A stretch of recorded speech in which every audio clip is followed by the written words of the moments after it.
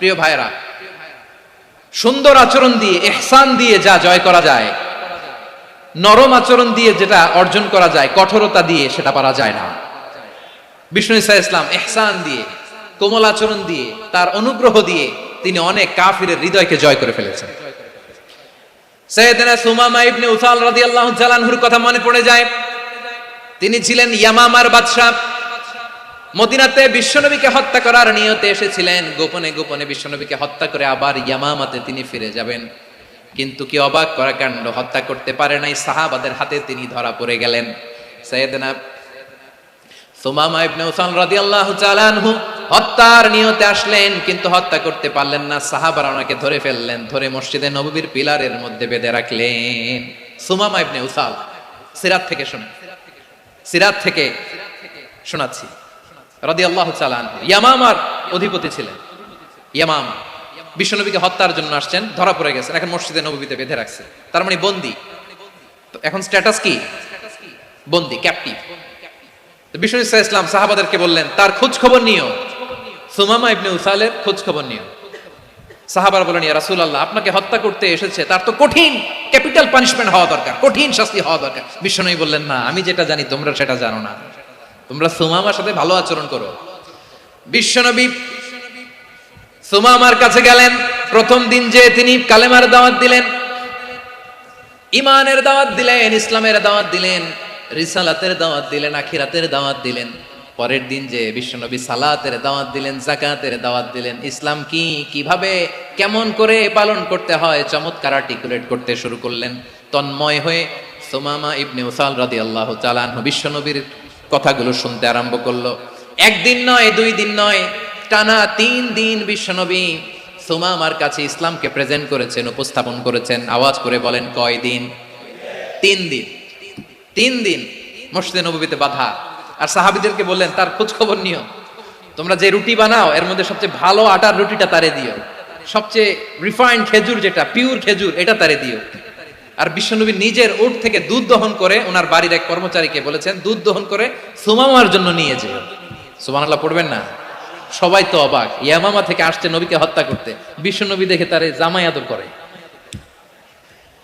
তাকে মজার মজার খাবার দিও, দুধ দিও, আদর আপ্যায়ন করো। 1 দিন নয়, 2 দিন নয়, টানা 3 দিন বিশ্বনবী এভাবে সুমামার কাছে যেয়ে যে ইসলামকে প্রেজেন্ট করতে আরম্ভ করলেন, ইসলামকে উপস্থাপন করতে শুরু করলেন, আর তাকে চমৎকার এন্টারটেইনমেন্ট আপ্যায়ন দিতে আরম্ভ করলেন। টানা 3 দিন যখন ইসলামের দ্য বিউটিজ অফ ইসলাম, ইসলামের সুমহান বাণী, সৌন্দর্য তার কাছে উপস্থাপন শেষ, তাকে আপ্যায়ন শেষ, বিশ্বনবী বললেন সাহাবাদেরকে, যাও এবার সুমামার হাতের পায়ের রশি দুটো খুলে দাও। সাহাবারা বললেন, ইয়া রাসূলুল্লাহ, কি বলেন আপনি?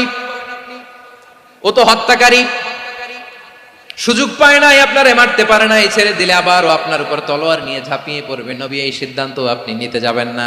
বিশ্বনবী বললেন, যেটা বলেছি সেটা করো, সুমামার রশিগুলো ছেড়ে দাও, সুমামার হাতে পায়ের রশিগুলো যে তোমরা খুলে দাও। সাহাবারা তর্ক জুড়ে দিলেন, লা ইয়া রাসূলুল্লাহ, এমনটা করবেন না, তো ভয়ঙ্কর ভয়ঙ্কর খুনি, কি জানি কি হয়ে যায়। বিশ্বনবী বললেন, না, তার হাতে পায়ের রশিগুলো খুলে দাও। সাহাবারা বিশ্বনবীর কথা মতো তার হাতে পায়ের রশিগুলো খুলে দিল। সুমামা মুহূর্তের মধ্যে মসজিদে নববী থেকে বের হয়, ইয়ামামায় ফিরে না যে মসজিদে নববীর পাশে একটা খেজুর বাগান ছিল, সেখানে চলে গেলেন। সেখানে একটা ছোট্ট কুয়া ছিল, কুয়ার পানি দিয়ে তিনি গোসল করলেন। সুবহানাল্লাহ পড়েন। কুয়ার পানি দিয়ে গোসল করে মসজিদে নববীর সামনে এসে বিশ্বনবী এবং সাহাবাদের সামনে দাঁড়িয়ে সাব্বাবা উঁচু করে বললেন, আশহাদু আল্লা ইলাহা ইল্লাল্লাহ ওয়া আশহাদু আন্না মুহাম্মাদান আবদুহু ওয়া রাসূলুহু। আল্লাহু আকবার! আমি সাক্ষ্য দিচ্ছি আল্লাহ ছাড়া কোনো ইলাহ নাই, আর মুহাম্মদ আল্লাহ তাআলার প্রেরিত বান্দা এবং রাসূল। প্রিয় ভাইয়েরা, ইহসান দিয়ে যা জয় করা যায়, কঠোরতা দিয়ে সেটা কঠিনকালেও জয় করা যায় না। আওয়াজ করে বলেন, ঠিক কি না? এবার সুমামা দাঁড়িয়ে বলে, ওগো নবী, আমি তো কালিমা পড়ে মুসলমান হয়ে গেলাম, এবার শোনেন, এই মুহূর্তের আগে আপনার চেহারার চাইতে নিকৃষ্ট কোনো চেহারা আমার কাছে ছিল না, কিন্তু শাহাদা পাঠ করার পরে আপনার চেহারার চাইতে উত্তম শ্রেষ্ঠ কোনো চেহারা আমার কাছে আর নাই। ও নবী, আজকের দিনের আগে ইসলাম ধর্মের চেয়ে নিকৃষ্ট অপছন্দনীয় কোনো ধর্ম আমার কাছে ছিল না, কিন্তু এই মুহূর্ত থেকে ইসলামের চেয়ে সেরা শ্রেষ্ঠ পছন্দনীয় কোনো ধর্ম আমার কাছে নাই। নবী গো, আজকের দিনের আগে মদিনার চাইতে অপছন্দনীয় নিকৃষ্ট কোনো শহর আমার কাছে ছিল না, কিন্তু এই মুহূর্তের পর থেকে মদিনার চাইতে কোনো শ্রেষ্ঠ শহর আমার জানা নাই। সে ছিল গমের বড় ডিলার, গম বেচতো। কি বেচতো? তার গম কিনে মক্কার লোকেরা রুটি খাইতো। সে ঘোষণা দিল, আজকে থেকে মক্কাবাসীদের জন্য সব গম আমি হারাম করে দিলাম, মক্কাবাসী এখন না খেয়ে মরে। সুবহানাল্লাহ পড়বেন না? মক্কাবাসী বিশ্বনবীর কাছে আসলেন, এসে বললেন, মুহাম্মদ, আমরা তো তোমার ভাই, তোমার চাচা, তোমার ভাতিজা, তোমার আত্মীয়, তুমি সুমামারে বলো সে যেন আবার গমের সাপ্লাই মক্কার জন্য অনুমতি দিয়ে দেয়। বিশ্বনবীর অনুমতি ক্রমে সুমামা আবার মক্কাতে গম পাঠাতে শুরু করলো। পড়েন সুবহানাল্লাহ। ইহসান, ইহসান দিয়ে আপনি যেটা জয় করতে পারবেন, you can win the heart of your enemies. ইহসান দিয়ে আপনি আপনার শত্রুর হৃদয়কে জয় করতে পারবেন। আওয়াজ করে বলেন ঠিক কিনা?